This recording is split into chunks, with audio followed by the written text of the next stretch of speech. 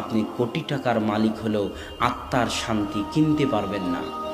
আপনি 100 তলা বিল্ডিংয়ের মালিক হলেও, এসি দেওয়া থাকলেও আপনি আত্মার শান্তি কিনতে পারবেন না।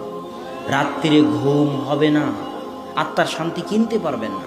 আত্মার শান্তি নিহিত আছে আল্লাহর স্মরণে। 100 তলা বাড়ি করে যদি বলেন হাদা মিন ফজলি রব্বি, এই 100 তলা বাড়ি আল্লাহর দয়ায় করতে পেরেছি, আত্মা শান্ত হয়ে যাবে।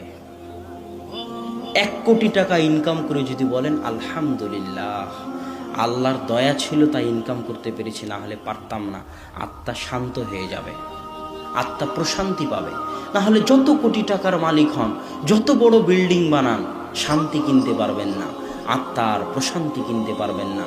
আত্মাকে যদি শান্তি দিতে চান, ইসলামে ফিরে আসতে হবে, আল্লাহর স্মরণে ফিরে আসতে হবে, আল্লাহর জিকিরে ফিরে আসতে হবে।